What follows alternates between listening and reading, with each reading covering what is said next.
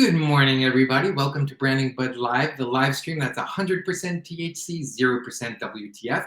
Every week, we bring business people to talk about the business of cannabis. I'm David Paleschuck, the founder of Branding Bud Consulting Group and the author of Branding Bud, the Commercialization of Cannabis, the first book on cannabis branding. And I'm joined by my co-host and my BCF, best cannabis friend, Adriana Hemans. Hello, Adriana. Hey, David. How's it going? Good. How are you today? I am doing very well, thank you. Right on. I'm really excited to talk about this topic today.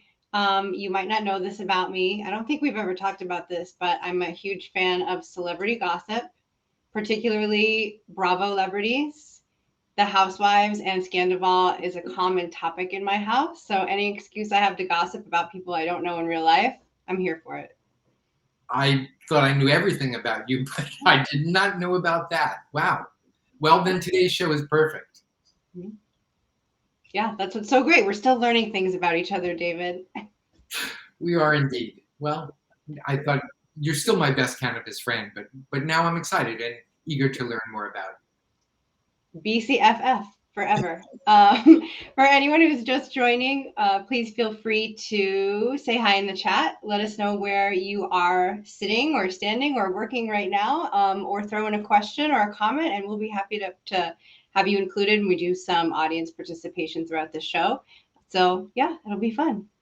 It will be fun. All right, let's kick it off. So we've got a great show today. Obviously, today we're talking about cannabis and celebrities. We'll talk about all sorts of things. How many celebrities are in the game, including the game, and we're just going to talk all about it. We're going to talk about, is our celebrity cannabis brands a good thing? Are they a bad thing? Are they both? And we'll just go through it. So our guest today is Steve Bloom. Steve is the publisher of celebstoner.com. He's the former editor of High Times for actually about 20 years. So talk about an OG. He's an OG's OG is what Steve is. And Freedom Leaf. He's also the co-author of Pot Culture and Reefer Movie Madness. And he truly is a longtime New York cannabis activist. So I'm really excited to talk to him and thank him for all the work he's done over the years. So that said, a few things we'll be talking about today are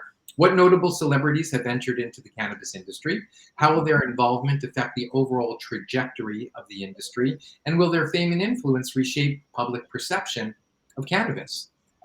So that said, I'm super excited to chat with Steve today.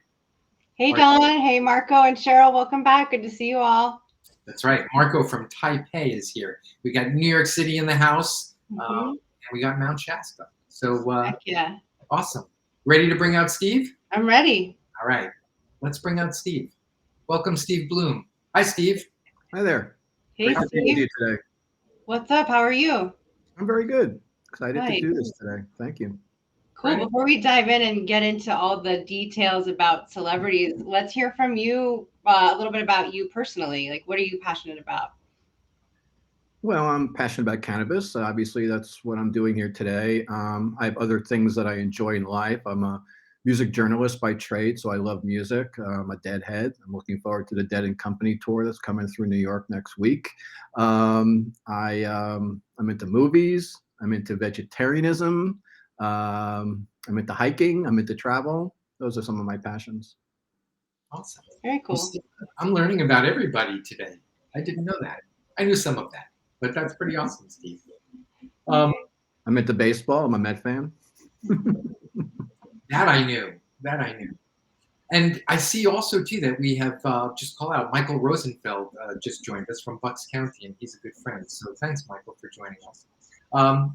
Michael's coming on our show, right? He is. He will be on our show soon. Well, Steve, we have a lot to talk about, but one of the first slides that we have is really a list, a grouping of many of the celebrities that are already in the cannabis industry. Many of them, I think, are pretty obvious, and many are less obvious. And to those listeners right now who can see this slide, there might be a couple of clues for some audience participation a little bit later. So take a good look at the photographs here. But hey, Jason, hey, Christopher. But Steve, I'm curious to get your thoughts on this. You've been in cannabis forever. You were the editor at High Times for 20 years. Um, then started celebstoner.com. Could you just talk at a really high level about, I guess, the evolution of celebrities in the cannabis space? Maybe initially consumers and now brand owners? Well, going back to my years at High Times, I wasn't the editor-in-chief of High Times for 20 years. I was an editor at High Times in multiple capacities, which led to being co-editor of the magazine in sort of my last couple of years there. So I was at High Times for 20 years, from 1988 to 2007. During my years at High Times, I started as a news editor, and that just got me deeply understanding what was really going on in the world of cannabis, mostly that thousands and thousands of people being arrested for it. And that was really what, the magazine kind of was focusing on, and also teaching people how to grow. But during the early 90s, we started to focus on celebrity coverage. The magazine had featured celebrities somewhat over the years, but not, didn't concentrate on that. And I began to concentrate on that. So me and a few other editors at High Times started to focus on bringing more celebrities into the magazine. And our big breakthrough was 1992 March issue, Cypress Hill. Cypress Hill has gone on to become probably the greatest stoner band of all time, with the frontman B Real having his own businesses now in cannabis. He's a great example of somebody who can start as an advocate and then go into the business, like so many of the other people we'll be talking about today. And that just kicked off interest in the music community among bands to appear and get involved with the magazine. Remember, High Times was pretty much the only game in town back then. There was almost no competition. There were no other magazines until Cannabis Culture came around, and Skunk, and maybe a few in Europe. So High Times kind of had that area to itself. So it just one thing led to another, that the musicians and the bands all wanted to be featured in High Times around that time. And we started to just pick and choose who we would feature. And then it also bled over into the film industry, where we'd feature Ice Cube on the cover when the Friday movie came out, or we feature Rory Cochrane on the cover when Dazed and Confused came out. So that's kind of where we started with that. We put all the Marley Brothers on the cover. We put Willie Nelson, obviously, numerous times, Snoop Dogg numerous times. It wasn't so easy. You had to really, track them down and get them. And it took years to get some of those things to happen. So that was really where I got going with that. And then on top of that, I started doing award shows for High Times. We did one called the Stony Awards, which was a movie and TV award show. And then we did a Doobies Awards, which was a music award show. So that also brought me closer and closer to the celebrities, and also got me very involved in loving award shows. I'm a student of award shows. I love award shows. So I'm just into it. And this was sort of an area of interest of mine that once I left High Times, I decided to continue it, with what I was doing at High Times, and started Celeb Stoner. Steve, you mentioned a second ago that it would take sometimes years to get celebrities to agree to be on the cover of the magazine. I wonder if you could go into that a little bit more. I'm curious about sort of how celebrities being involved may have influenced or shaped perceptions of cannabis in general, like with the general public. Well, back then, these celebrities who were speaking about cannabis and advocating were also under, being watched very closely by authorities. So they had to be kind of careful. A lot of them were getting arrested quite a bit. Snoop Dogg and Willie Nelson, especially, repeatedly were getting arrested. That's really why I started Celeb Stoner, to focus in on the busts, kind of like a TMZ for cannabis.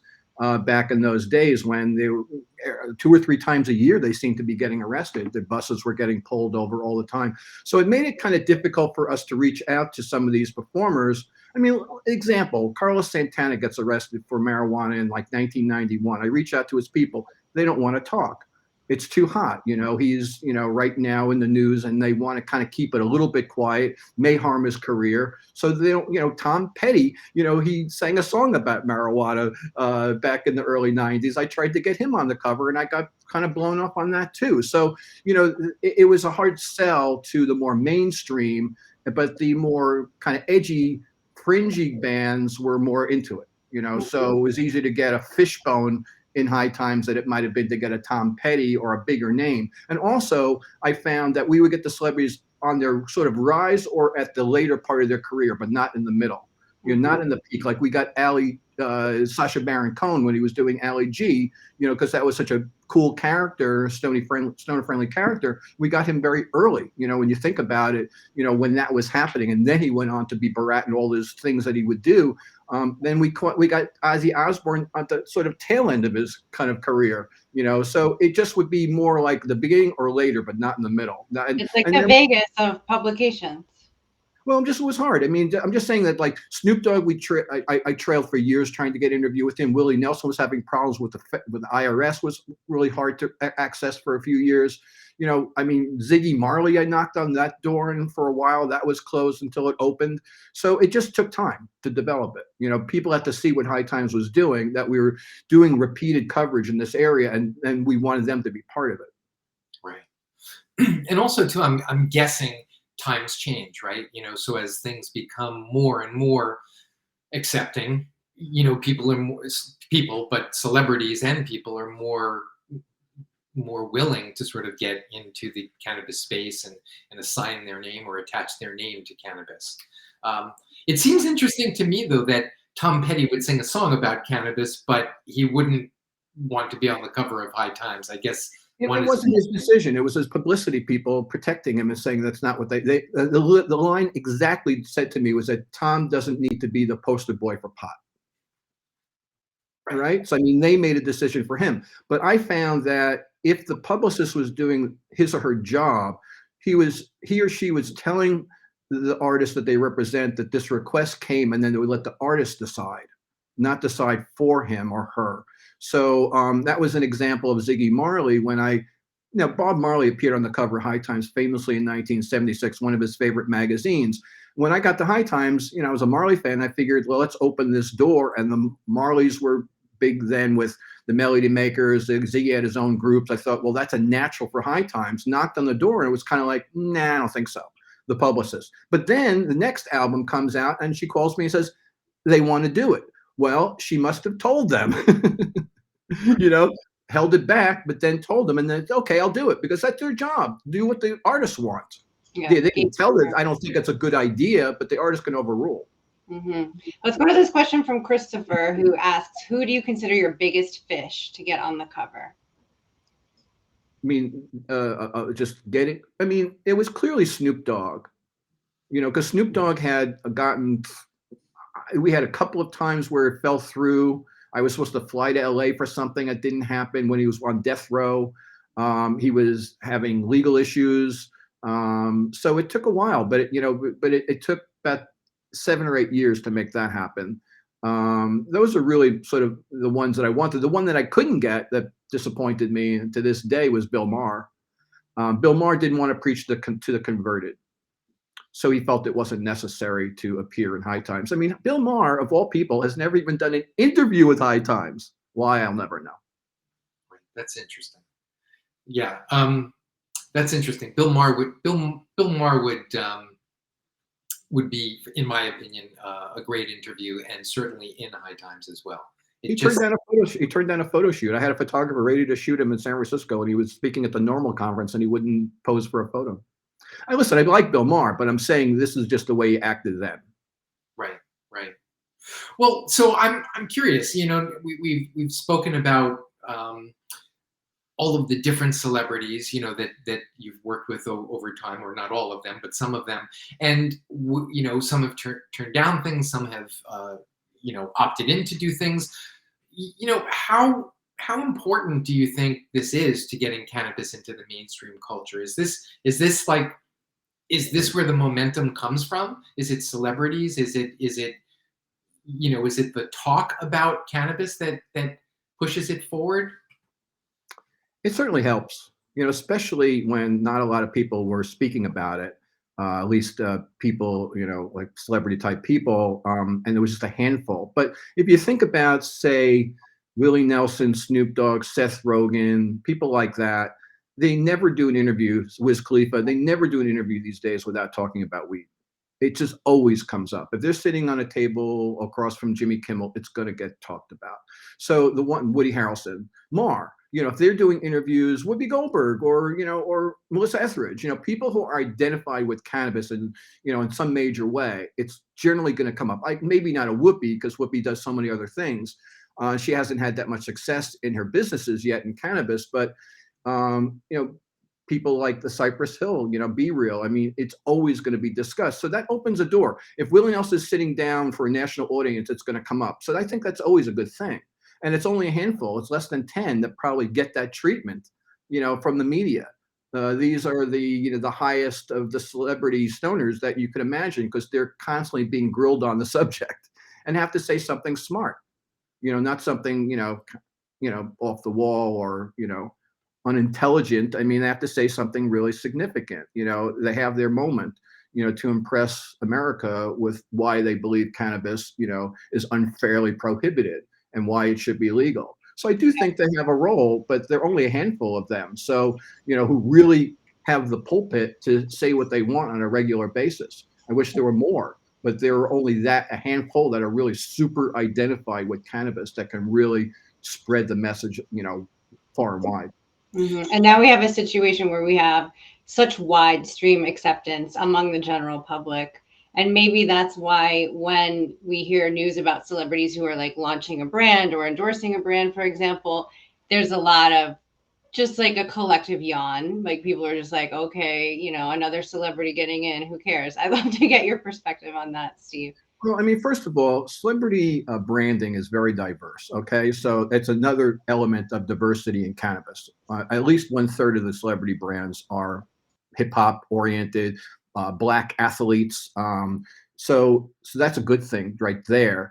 I think people are dubious about celebrity branding because they think it's another rich person getting in to make some more money. Let somebody else make the money, and that's a fair criticism. But I think there is room for everyone. It's a new industry with new stores, new states opening up every day, every month, every year.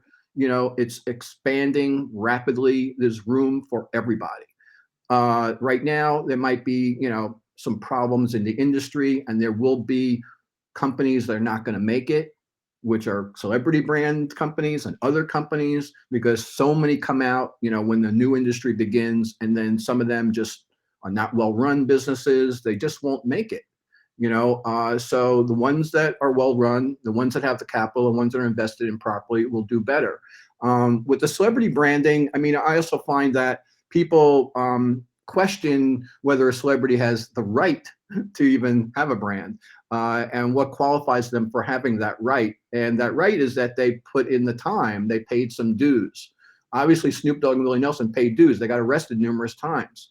That's dues, but Jim Belushi hasn't, so they question, a guy like Belushi jumping in.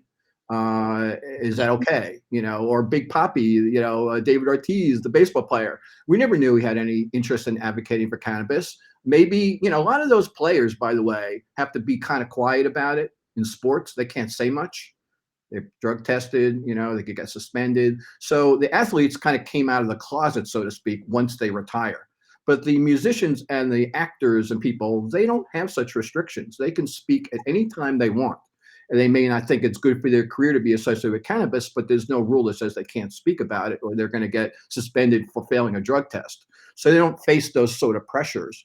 But anyway, I'm saying that I stand up for anybody who jumps in. But I will say, there are probably some celebrity brands that are that were just maybe get rich schemes or just jump in real fast.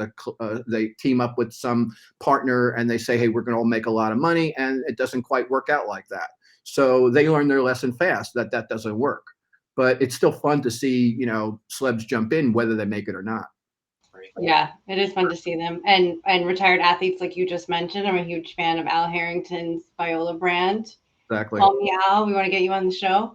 Let's jump into an audience participation now for a second. And we have a fun question that's related to this topic. Which celebrity does not have a cannabis brand? Is it A?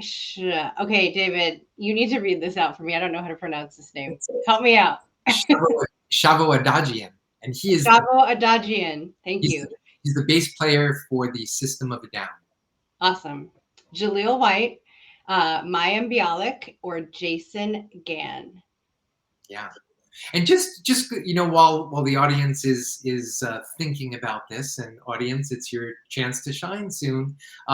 Just a couple of things that came through earlier about celebrities and medical. I think Montel Williams, is sort of like, he came out really early on and came out for medical, and just probably doesn't get the love across the celebrities that maybe he should, because he's been fighting for a long time too.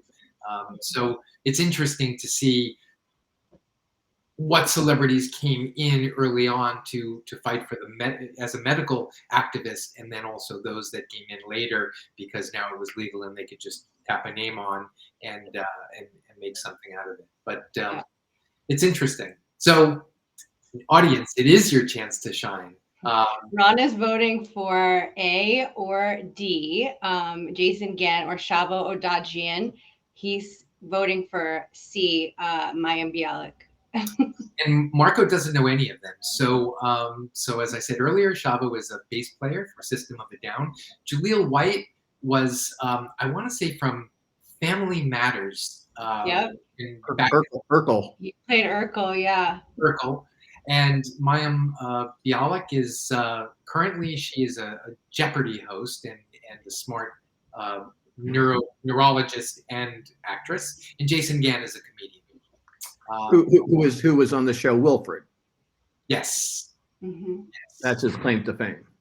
Mm-hmm. Yeah, agreed. So, wow. Okay. Well, let's see. We've got it across the board here, but let's see. Steve, what are your thoughts on this? Well, I know the answer, but I mean, Shavo, is a good example of a rocker getting into the business. Jaleel is an example of an actor getting into the business. Jason Gann's another actor who's Australian who came to the U.S. to do his Wilfred show. And Mayim, I just know she's not into it because she actually sued recently a CBD company who were using her name fraudulently. Ooh. I did not know that. That's been done to a lot of celebrities. They fraudulently use their name and hype CBD. You must have seen some of these ads all over Facebook. They did it to Bill Maher. They did it to Clint Eastwood. He sued and won. Mm-hmm. Wow. That's interesting.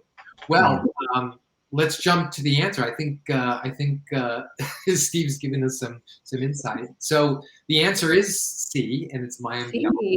And Ron got it right. Charlene got it right. Jason got it right. Quentin and Michael, good job. Yep. So Shavo's brand is 22 Red. Jaleel White is It's Purple. And Steve, as you said earlier, Jason Gann is Wilfred. That's his brand. Mm-hmm. So interesting.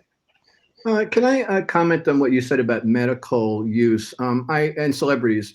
That's another area, almost like a sub-genre of celebrity branding, is that people like, Melissa Etheridge and Montel, who both have, conditions. Melissa had breast cancer and she started to use cannabis, in her treatment. Not that she never used cannabis before, but really started to use it more significantly medically. And Montel has MS, and he's been talking about, how it helps him for years. So that's a whole other area. And Jim Belushi, also I talked to a lot. He's very much a believer in the medical. Not that he has a condition, but he only talks about medicine. He doesn't talk about anything else when he talks about cannabis. It's all, to him, medicine.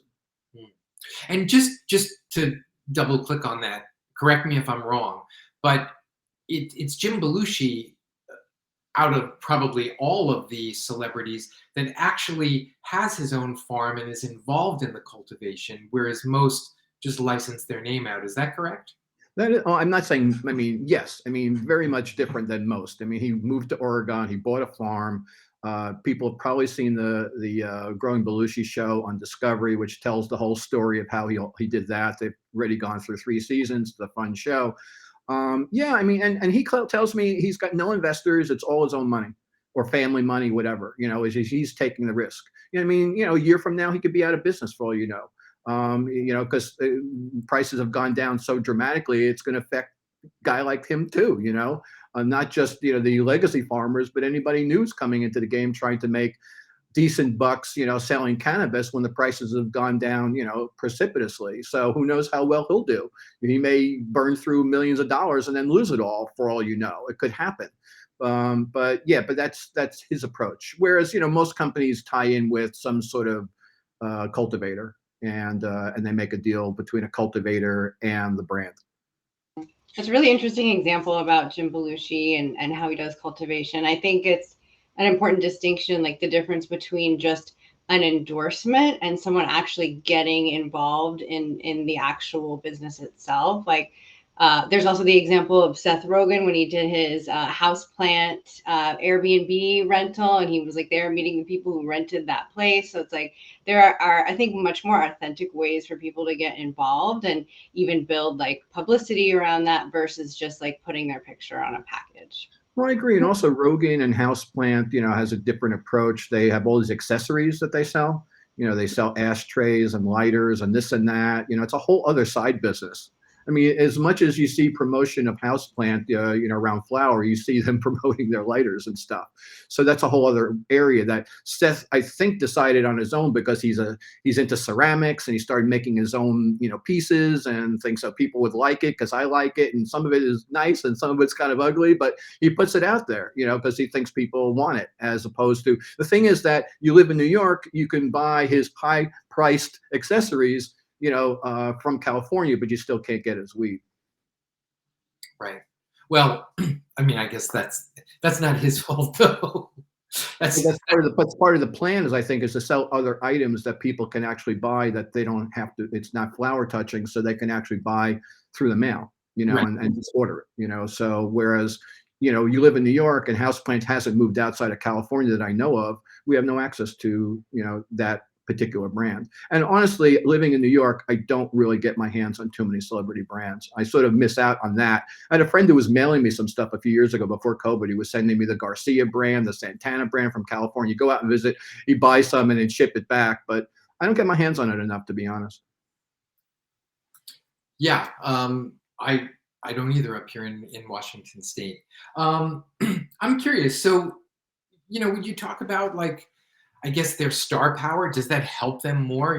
Are we seeing, let me ask it this way. Are we seeing celebrity brands, really break out from other brands because their star power is helping them? Or in fact, based on an article you just recently wrote, or are celebrity brands declining just like the overall industry is? Well, I do see a decline right now. 2021, was probably the biggest year of launches. Probably 25 or 30 new companies, happened. This year, there's been maybe 3 or 4 launches. If anything, things have gone the opposite direction. The Garcia brand left California. Burner and Cookies are sued. Jay-Z and Monogram sued. Kristen Bell's Happy Dance CBD company shuttered. So, I look at that as bad news for celebrity branding. But it's indicative of that there are going to be there are a lot and they're going to be less, and the ones that were not well run are going to go out of business, and so there'll be fewer and fewer, and bigger companies will ultimately probably buy them up. In the long run, the way things kind of work in our country, bigger corporations will buy up the smaller ones as time goes on. But yeah, I mean, it's just the way the industry is going right now. So it's not a good time for investment, and probably it's a harder time even for the celebrity brands to get launched. Whereas a couple of years ago, people are a little more excited and the money was flowing a little bit more. And now the stock market's not so great around pot, and prices have gone down significantly. And there's just so much going on in the industry. The celebrity branding is just one small element of it, to be honest. And yeah, I think the celebs get it, immediate boost, because when they launch a brand, it gets media all over the place. They put out a press release, all the media laps it up. They cover it like crazy, and they're not going to go crazy about some new brand that's coming out of California like Stilsy or something like that.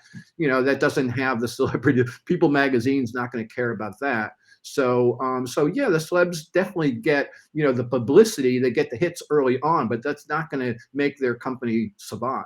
They're just going to get a good boost at the beginning.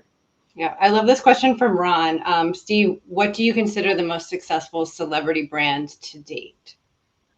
Probably, probably Willie's Reserve.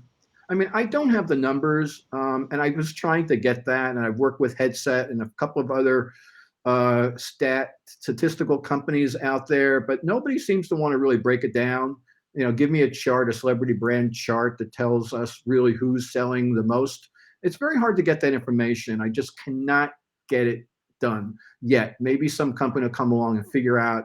I was hoping Headset could do it, but they turned us down. I was working with them and Green Market Report on a kind of collaboration that fell through. So it's hard to determine, what's selling and what's not. It's really just the numbers are not there. So it's more guesswork on my part. So, I just feel like, Willie's Reserve has a really good infrastructure around the country. I would think they're doing pretty well. But I don't know. Maybe they expanded too much and they're cutting back. I just don't really know, what are the most successful brands because the information is not quite there.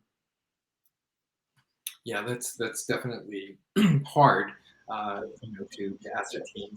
I'm I'm curious, for all the great things that we talk about celebrity brands doing, like normalizing and bringing along, People Magazine, and the rest of and all the people that read People Magazine to sort of better understand what's going on in the industry. I often think about there are legacy cultivators. There are people that have been in the industry for a really long time that have worked hard that want to bring a brand to market and that might not get shelf space or might not get the notoriety or might not get the things that these celebrity brands do. So I often struggle with, are celebrity brands a good thing for the industry, which I think there's good there, but I also wonder, are they taking other people's places that have been around for a while and deserve those spots? What are your thoughts on that?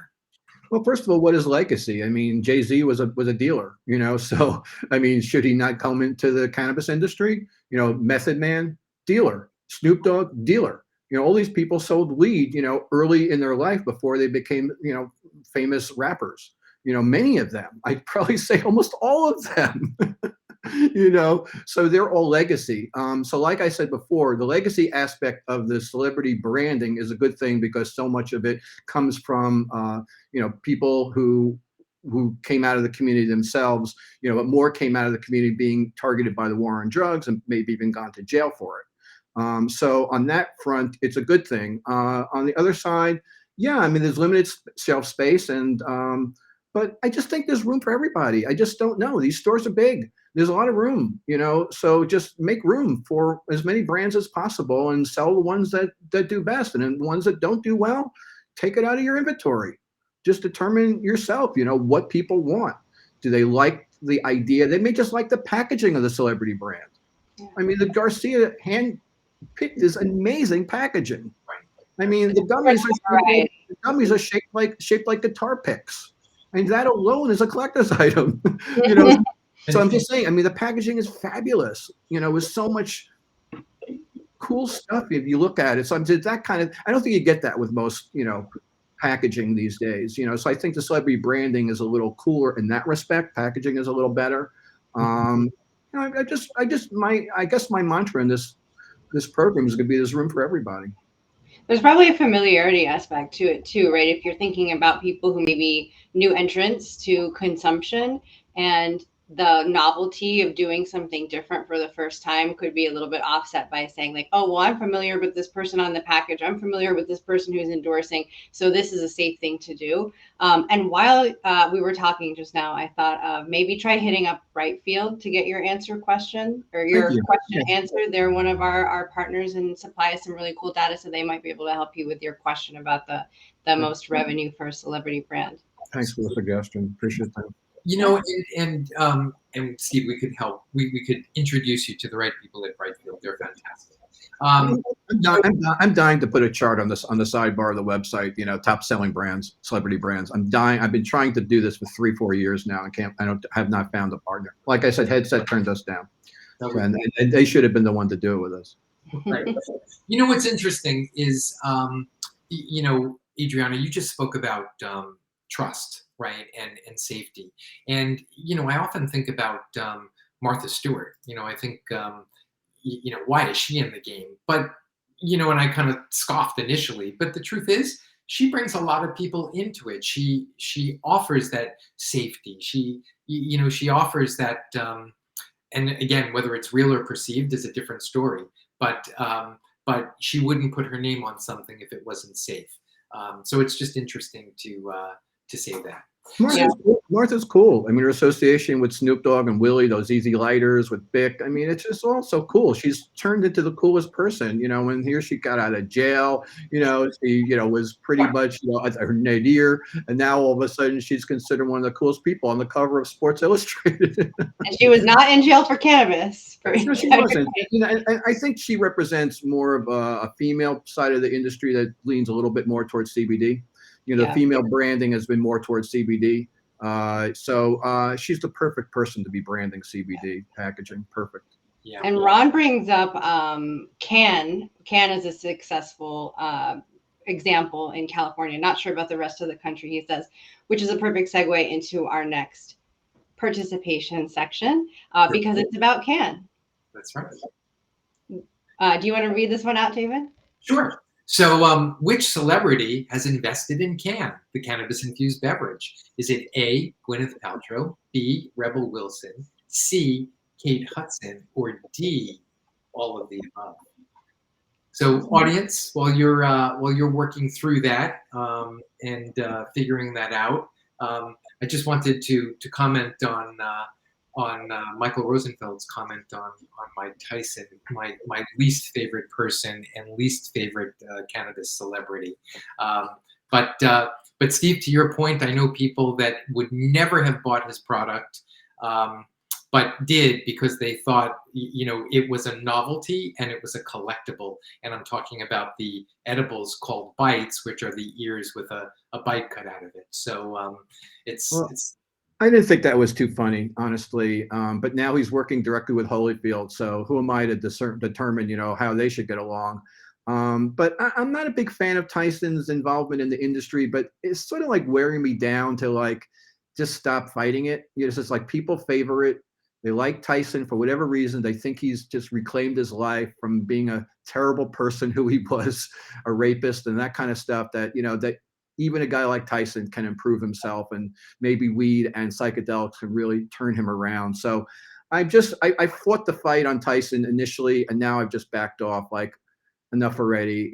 People don't want to hear it pretty much. Yeah, either people are going to say, leave him alone, he's okay, or they're going to say rapist, and I can't support it. So take your side on Tyson.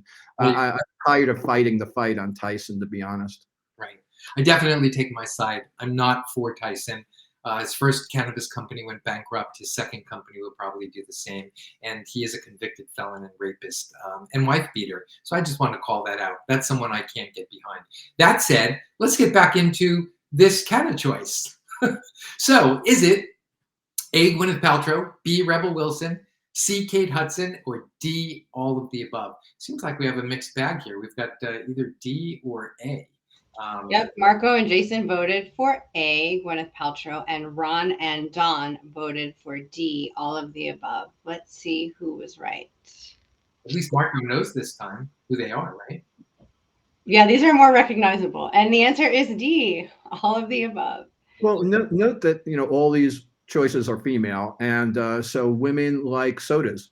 It's another way. Edibles is another way to get into the industry without attaching yourself directly to flower, and it's maybe a safer way, a safer choice. For women, you don't have to deal with the smell, or Adriana, you could tell me what you think on this. But women are more inclined to be behind these products. Chelsea Handler's behind a company called Leisure Town. That's a drink company.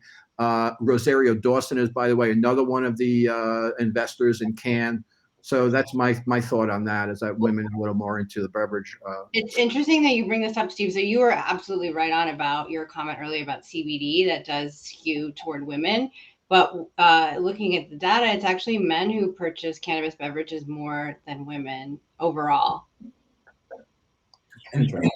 And then, of course, there's always what's interesting. We spoke about headset earlier, is the point of sale data. Are the men purchasing it for themselves, or are they purchasing it for others? And that's kind of where the data falls apart. Well, because beverages are social, right? And especially like these ones are specifically for, it says social tonic right on the package. So you can imagine a scenario where people are bringing them to a party and sharing them with Absolutely. everyone there, men and women. And can in particular is sold in multiple packs and 4-packs. So so again, it's hard. It's hard to get your head, you know, around the data in a way that's really meaningful as to who the consumers are, and what they're really seeking for. But for sure, form factor plays a big role in the cannabis game. And flower is just one form factor, and we're starting to see that. I responded to Ron, that Can is not owned by Paltrow. She's an investor or a brand ambassador or something along those lines. Right, that's right. And by the way, side note, she was Luke's babysitter when Luke was younger. So years later, he started Can with his partner, and his babysitter Gwyneth Paltrow invested, which is pretty funny. That's so funny. I need to hit up my old babysitter. Now I learned something new on this program. There you go. Well, interesting. So, we've got a few more minutes here. Steve, do celebrity endorsements overshadow the contributions of the marginalized communities, or do you think everyone's on their own and has an equal footing, and and all is fair? I'm just gonna go back to my point that I've made several times, is that it's a diverse industry. Celebrity branding is very diverse. It's a good thing. It's not a bunch of white guys trying to make a lot more money.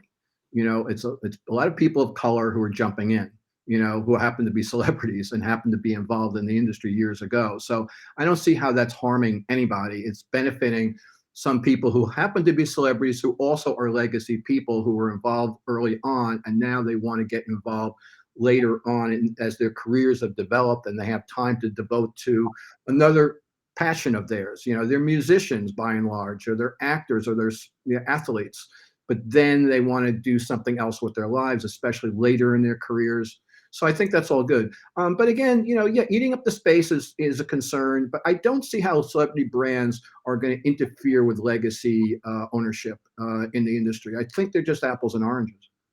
Okay, interesting. And I think, based on a lot of your your answers today, I think the cannabis space, or the celebrity space within cannabis, is not so simple. I mean, there's lots of buckets and there's lots of categories, right? There's the Montels and the Melissas, and there's also the Jay-Z's and Method Man, but then there's also Martha Stewart, right? So I think it's not just yes, it's good, or yes, it's bad. I think there's lots of different people doing different things in the space. Well, there's the pit bulls who sign up with Columbia Care. Does he really care, or is he just making money? So there's or even Wiz Khalifa signing up with Trulieve and getting flack for that. So that's where the celebrities have to really think hard about who they align themselves with. Wiz Khalifa's taken a lot of flack for crappy Trulieve pot in Pennsylvania lately, on Twitter, and responding to that. He has no say over what they're growing, but he's affiliated with the company because they're the biggest and they gave him the most money, probably. So I think celebrities really have to be a little more careful about their selection process and not affiliating himself necessarily with the biggest MSOs, or pick the right MSO. Right. Exactly. Steve, thank you so much for walking through all these questions with us, and taking the time to better understand what's happening in the celebrity space. We really appreciate it. Thank you so much for having me today. Great to meet you, Adriana, and thank you, David, for bringing me in for this today. Right on.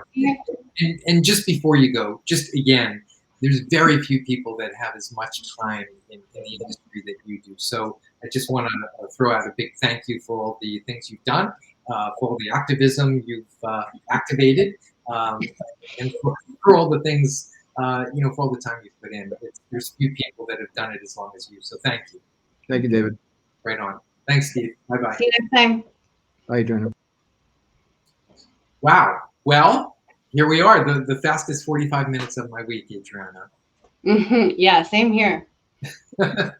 Well, that said, we will be back next Thursday June 22nd. I can't believe we're almost to the end of June. And we'll be chatting about all things cannabis with two controversial cultivators and real-life brothers. That's right, Bill and Jeff Levers, also known as the Beard Brothers. So our show next week is titled A Close Shave with the Beard Bros, and we're really excited to chat with them about a whole bunch of things. Also, just want to point out that we are finally up on all the podcast platforms. So you can find Branding Bud Live on YouTube now on our channel. You can find us on Apple Podcasts, Spotify, Google, Amazon, and Castbox. So please check us out there if you've missed any of our previous episodes. Thanks for joining, everyone. Thank you, everybody. We'll see you next week. And don't forget to check out Cannabis's best kept secret at brandingbud.com. Thank you. Bye. Bye-bye.